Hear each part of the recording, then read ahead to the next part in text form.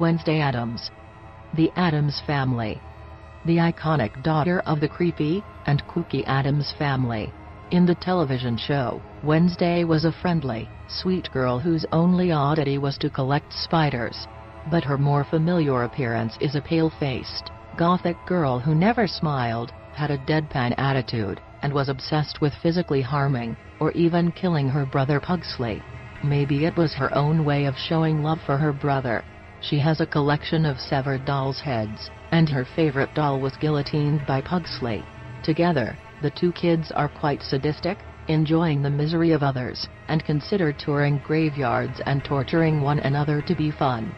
Thankfully, The Addams Family is a comedy, or Wednesday would have been sent off to the nearest mental hospital years ago, although the ironic thing is she would probably enjoy it.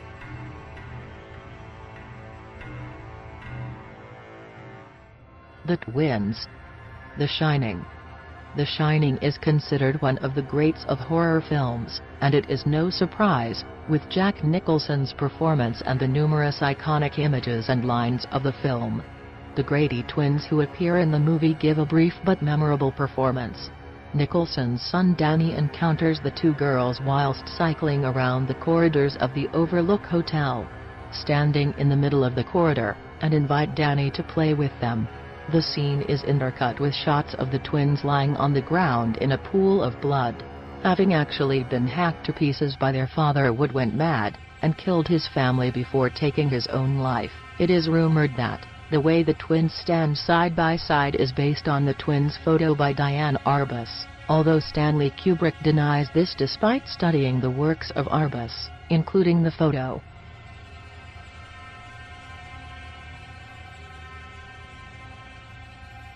Eli and Abby. Let the Right One In or Let Me In. Swedish film Let the Right One In, and its American remake Let Me In, are a pair of delightful horror-cum-romance films, featuring a 12-year-old boy, befriending and eventually loving a vampire girl, respectfully named Eli and Abby in the two films.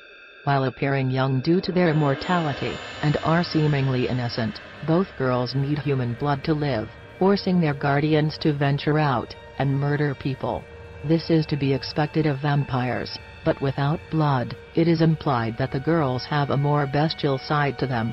In both films, Eli and Abby are left without blood, and are forced to attack people like animals, and drain their blood by force.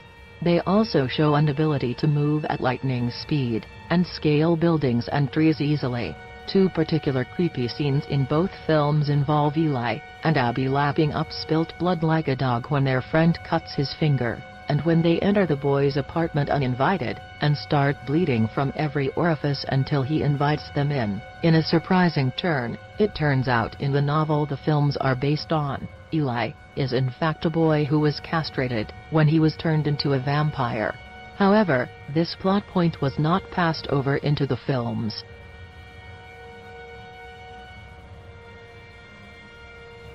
Alessa Gillespie. Silent Hill.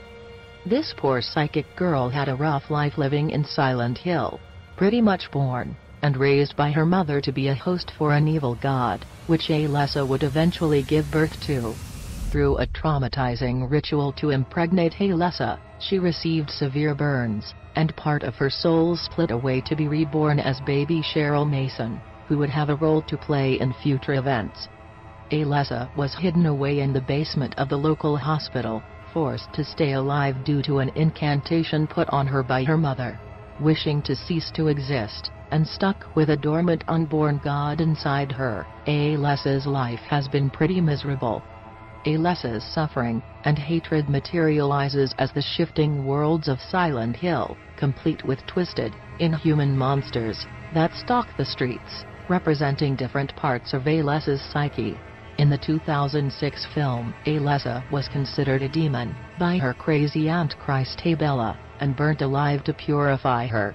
And it didn't help that beforehand, she was bullied by her fellow students, and raped by a janitor. Alessa was saved, but ended up in hospital, with a charred body, and a fury to match. She manifested her anger into Dark Alessa, a burned, sinister, and delightfully creepy incarnation of herself. who engulfed Silent Hill in darkness to punish those who had wronged her. Dark Alyssa is a particularly creepy girl, who wants nothing more than to exact revenge of her tormentors, and dance in their blood.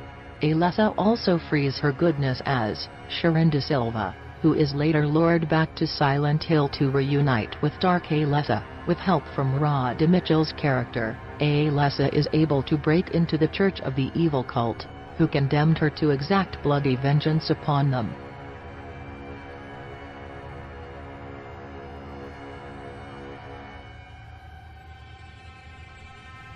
Regan MacNeil. The Exorcist. At the top of the list is Regan MacNeil, a cute, harmless 12-year-old girl who was possessed by the devil, better known as the demon called Pazuzu. The Exorcist was one of the most terrifying, and back in the 1970s, controversial horror films. Regan is possessed by Pazuzu, and it is up to Father Damien Karras and Father Lancaster Marin to exorcise the demon from her. Linda Blair does a fantastic job as the possessed Regan, although the voice of Pazuzu was done by radio star Mercedes McCambridge. Linda had quite a lot to deal with in the film. Not only was she thrown around a lot in stunt work, but the iconic exorcism scenes were shot inside a freezer, with Linda only wearing a nightie. Nevertheless, Regan is a marvelous horror villain, even though it is Pazuzu who is in control, because everything she does is creepy and disturbing.